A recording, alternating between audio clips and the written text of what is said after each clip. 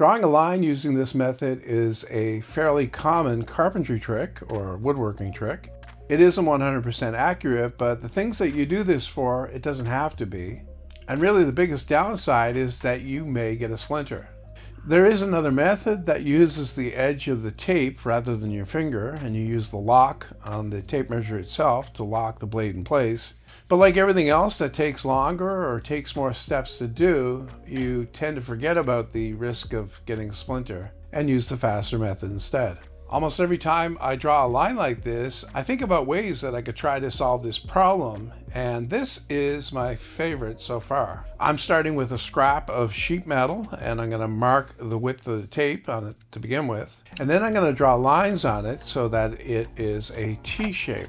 The top of the T will bend down and be the guard for your finger, and the tail of the T will fit inside the tape so that it can slide in and out. I'm using snips to cut this out, but they distort the metal, so I'm going to pound it flat again. Then I'm also going to clip off the corners to make it a little bit more user-friendly.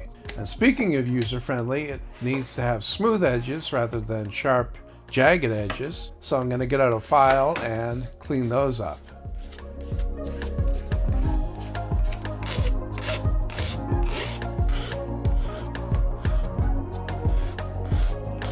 I thought it would be a good idea at this point to see if it actually fits in the tape. I was just assuming it would, and this confirms it. And it's also fairly important that this stay in place while you're operating tape, like pulling it out. Now I need to make that bend in the top of the T, and I went a little bit more than 90 degrees with that, so that it's angling inwards more. Also a good idea to bend over the edges of the top of the T so that they won't snag. So with that done, I can stick it inside the tape and operate the tape. I know it seems like it's inconvenient to use your fingernail to pull the tape out, but I'm thinking that you could get used to it pretty easily. And here we can test it out and see how it works. And another clear benefit from having this is that you can line the edge of the metal up with the mark on the tape, making for a more accurate result.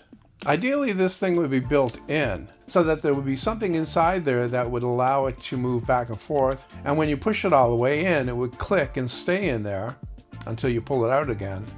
But I think a simple way to accomplish the same thing is to use a magnet. Just glue it in place so that it will hold that guide and keep it from coming out when you pull the tape out. And I'm going to use fast setting epoxy, and I already sanded the plastic a little bit, and I also sanded the magnet to improve the grip. I let that set for about 2 hours, and now I can try it out, and it seems to work really well.